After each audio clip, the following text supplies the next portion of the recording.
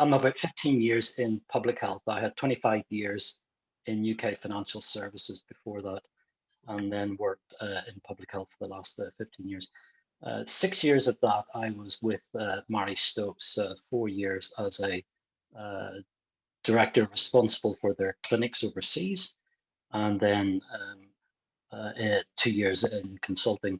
And for the last 2 years, I've been working with a number of pro-life organizations, in particular looking at various aspects of this DIY abortion, which is part of a global strategy by the abortion providers for self-managed medical abortion, which is their big push.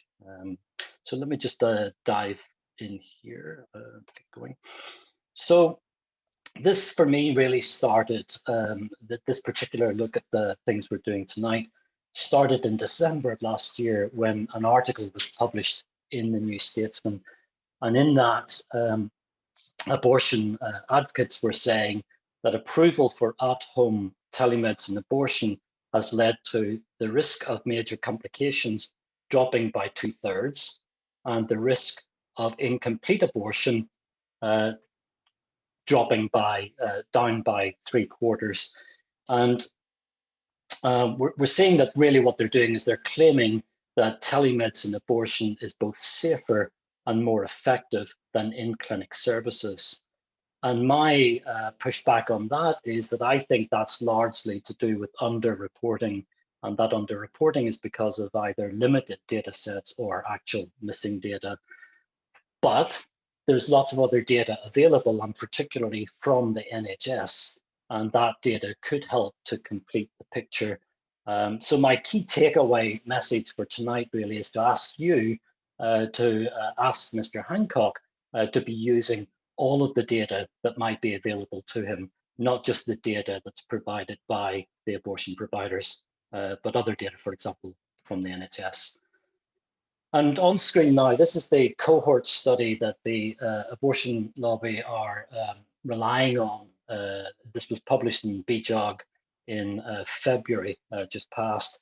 And it's a cohort study of about 50,000 records in total. About 18,000 of those were telemedicine since April, so through the first 3 months of the approved at home. And you'll see towards the bottom, some of the key author include Patricia Lord from BPAS and Jonathan Lord from Mary Stopes, and the data was provided largely by BPAS and Mary Stopes, and of course NewPass. And what they say in this, they set down their limitations for their study, and 3 key points for us tonight.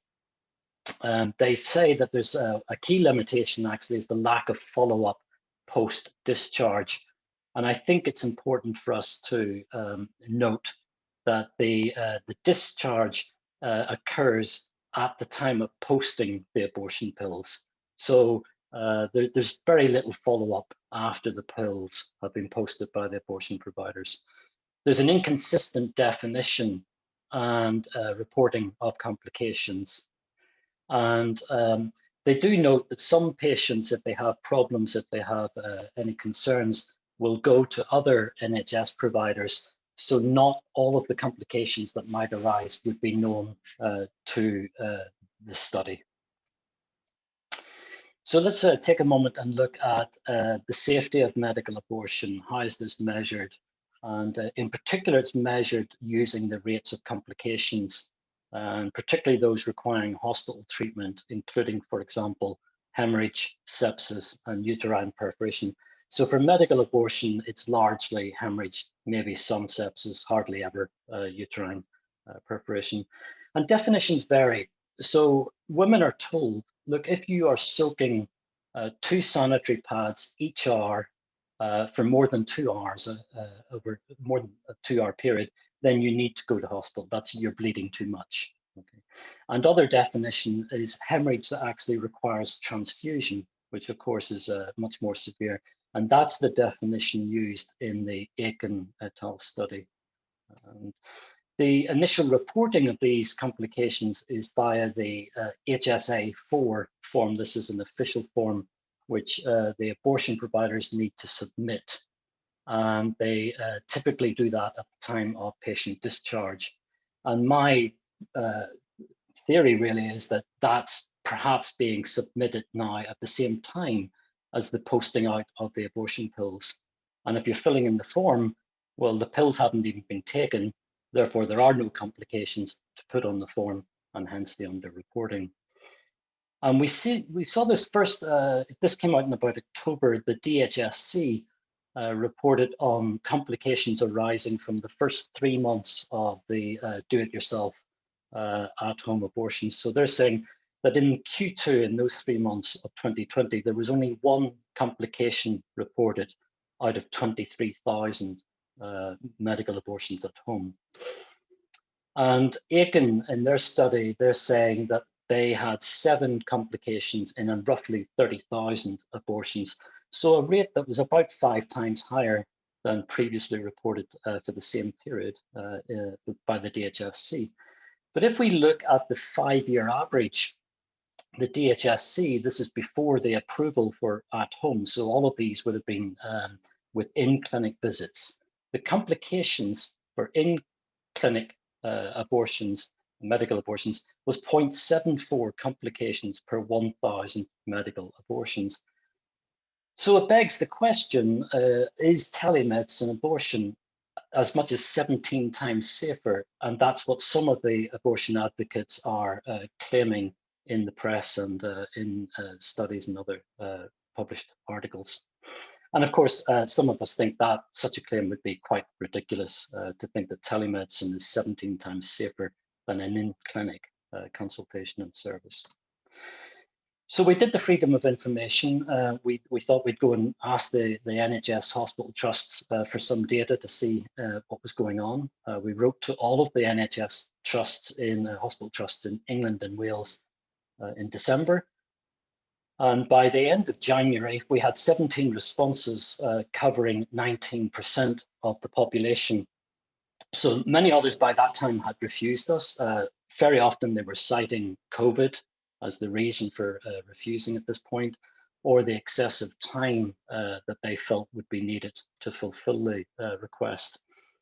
But what it does show is that it shows that the safety and effectiveness data do exist within the NHS, and they can be obtained using Freedom of Information Act. And therefore, my point tonight is, well, if I can do that under Freedom of Information, then how much easier would it be for Mr. Hancock to also just ask the NHS trusts to submit the data to him? 6 of those trusts gave us information related specifically to complications following medical abortion. They gave us 61 cases of hemorrhage, 8 sepsis. So in those 6 locations, that comes out at a rate of 9 complications per 1,000 medical abortions, a rate 5 times higher than that reported by the DHSC. Effectiveness is the second part. So we've had safety, effectiveness. We measure effectiveness looking at the rates of incomplete abortions. And official guidelines note that retained products of conception, so this is when the abortion doesn't work completely and parts of the baby or parts of the placenta or both are left behind, that's an expected side effect.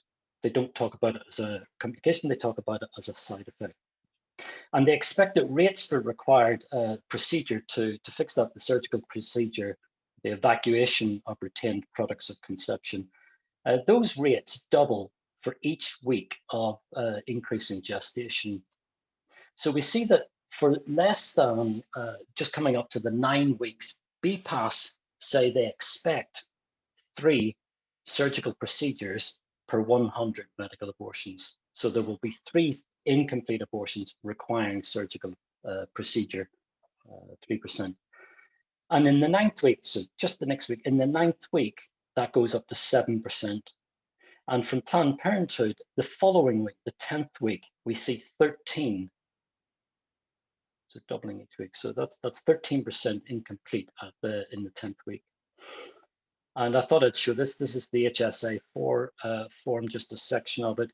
which deals with the complications, but you can see in the red box that it clearly states that an evacuation of retained products of conception is not a complication. So looking at what Aiken et al. Published, they looked at this. They found 208 women needed to be treated surgically in hospital out of those 30,000 medical abortions. That gives us a rate of 0.7 ERPC per 100 abortions. And from that, their claim is that the effectiveness, in other words, the effectiveness of medical abortion was higher with telemedicine than in-person care. And we need to ask the question, well, how does it go 0.7 versus 3 plus per 100? That's quite a big difference. So this is a screenshot of one of the FOI responses we got. And I wanted to show this to show that we only used the responses that were clearly distinguishing between procedures required for miscarriage and those procedures required for termination. And you can see on this one, the box in the bottom right-hand corner, it's showing that of the 58 evacuations, the surgical procedures, of the 58 procedures that this hospital performed in 2020, 17 were for termination of pregnancy, medical abortion. The rest were for miscarriage. So clearly in our analysis, we used the 17. And this is the type of data that we were getting from some of these hospital trusts. And you can see here on the left-hand side, they will give us diagnosis data of spontaneous abortion, missed abortion, medical abortion. So the spontaneous and the missed are the miscarriages, and the medical abortion is the one that we're looking for. So we can take those data, tidy them up, and do a count of the ones that we're looking for. So it's well differentiated and quite granular data available.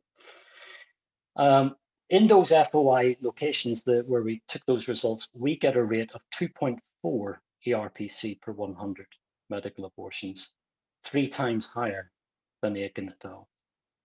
And if we extrapolate that to the whole of England and Wales, we find that every month, 365 women will have ERPC, a surgical procedure to remove products of conception after their medical abortion. And just a small point, that's after taking the additional dose of misoprostol, which is sent in the treatment pack. So in summary, the abortion advocates are claiming that telemedicine abortion is safer and more effective than in-clinic services. I think that's largely based on a underreporting. They're using limited or missing data sets. Other data are available from within the NHS, and that can be used to complete the picture, give a better picture. And I'm asking you to please ask Mr. Hancock to use all of the data. So when he's doing his consideration of whether to make this temporary approval for telemedicine abortion, whether he's going to make that permanent or to end it, I would like you to ask him to make sure he's looking at all of the data. And just to finish off, I've been asked to give you just a little bit of information about the Mr. Client investigation. So we had volunteers making phone calls to BPAS, Marie Stopes UK, and NewPass. And in 26 cases out of 26, the abortion treatment pack was received, even though the volunteer provided false information. So these volunteers were giving false names, false GP registrations. They made up their medical history, and they gave false information about their gestational age. And we used different personas like a role, a story that they were following to test compliance and safeguarding. The first one was not for me. So this was a case where a mother, her daughter had got pregnant, and she didn't want the daughter to go through the system.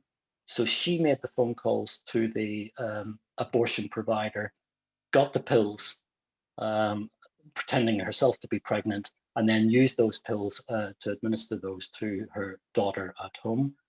On the boundary, this was one where our volunteer gave a date for her last period, which aged her pregnancy at just about 9 weeks on the first phone call.